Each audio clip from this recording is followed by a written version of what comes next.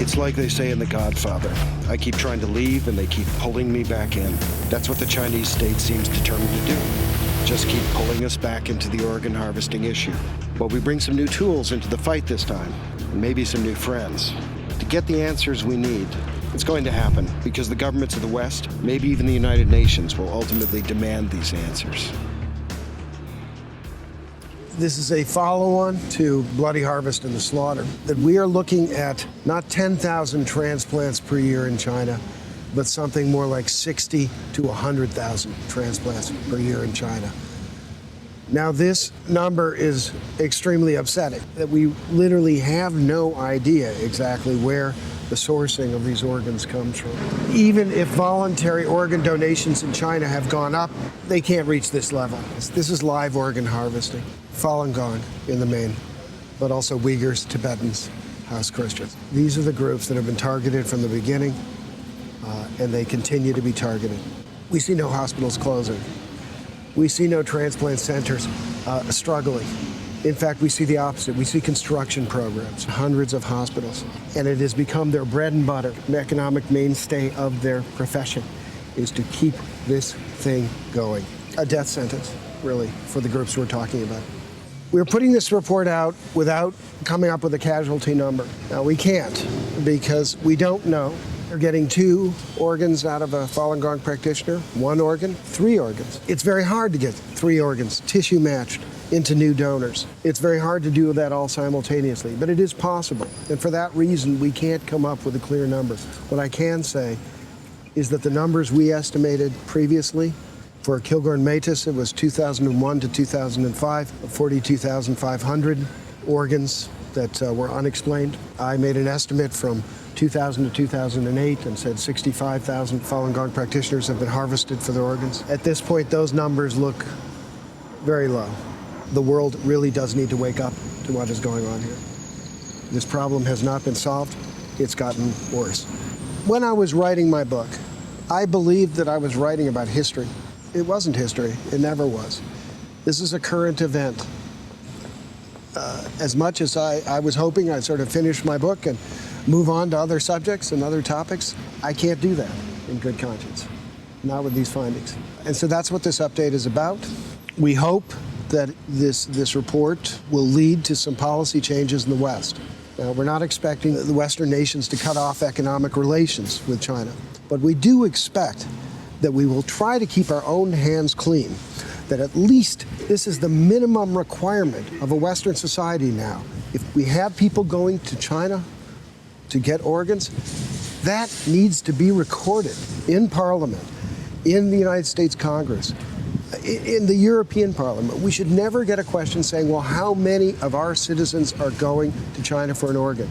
There is no reason for medical confidentiality in this case. If somebody goes to China to get an organ at this point, in this day and age, chances are they are receiving it, they are getting an organ from a Falun Gong practitioner who was murdered on their behalf. This is critical. That's the first step. But the second step, and I think this follows very quickly from the first step, is once in our societies that we recognize this is actually happening and that our own citizens are complicit, the next step is to ban organ tourism to China. Israel did that first. Spain has followed, and just recently, Taiwan. And it was a very bold move on Taiwan's part, given the pressures from China. Now, the numbers get pretty hard to manage, so let me break it down in a pretty simple form. We're looking at about 700 hospitals, approximately. Only some of those hospitals are high-volume transplant centers. Suppose we took the high transplant centers and we assumed that they're doing 1 transplant a day. That's 365 transplants a year. Now, we happen to know that there are doctors who do about 250 a year in China. Well, that's plausible. That means they're not working on weekends, that's all, and they're not working on their holidays. 1 transplant a day. And then we take the other hospitals and we cut it in half. Say you're doing 1 every 2 days, or if you're a smaller center, you're doing once a week or twice a week at the most. Now, if we add those numbers up from these approximately 700 hospitals, what you will find is you get a number that's pretty striking.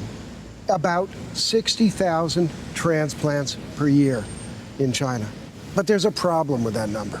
You know, we happen to know that there are some hospitals Beijing 301, a couple of military hospitals, and so forth. And especially one of them pops out, Tianjin Central Hospital. Now that hospital happens to have 500 beds. These are 500 beds dedicated to transplant patients. Now they are claiming that they have an occupancy rate well over 100%. There's a 20 to 30 day stay recovery after your transplant. That means that these 500 beds represent about 5,000 transplants. 5,000 transplants from one single hospital. We start looking at some of these other big boys, and we come up to much more extraordinary numbers. You're basically looking at something that's over 100,000, possibly 110,000 transplants a year. Everybody has a right to an opinion, and everybody has a right to do their own investigation. I think people have a right to try to come up with what this means about Falun Gong casualties. How many Falun Gong have been harvested for their organs? Unfortunately, we're not quite there yet. What we can say is these numbers are extraordinary, and they leave the numbers that we came up with initially in the dust. So this is no longer history. There is a feeling I sometimes get looking over this information and sifting through it, that what we're looking at is one of the greatest cover-ups in human history. The Chinese state has determined that the best thing to do is to simply wipe out anyone in Falun Gong, anyone in the Uyghur community, anyone in the Tibetan community who's been exposed to this. One final thing, which we do mention in our report, Falun Gong practitioners in, I believe, 6 provinces have now been given blood tests in their homes. Please come, knock on the door, and then administer a blood test clearly set up for tissue matching. And this is taking place in their homes, not in the prison cells, not in the labor camps, not in the black jails. I really hate to use Holocaust references here, but what happens when you start registering people? Maybe it started out just as a way of some sort of social control. Maybe it started out as a scare tactic, but it led to something else. And in fact, looking at these reports from the hospitals, you have the feeling that you're looking at history repeating itself. To get the kind of answers, the really reliable answers, that's the responsibility of China to provide those answers. And ultimately, that is not going to happen because of some video on the web or some social media movement. It's going to happen because the governments of the West and the United Nations demand these answers. And even then, it's going to be very hard to get those answers and very hard to find justice. This is one of the central tests of our time. And if we can get anything out of a tragedy like this, it is simply that the human species has no choice but to look as closely as it can at this form of genocide.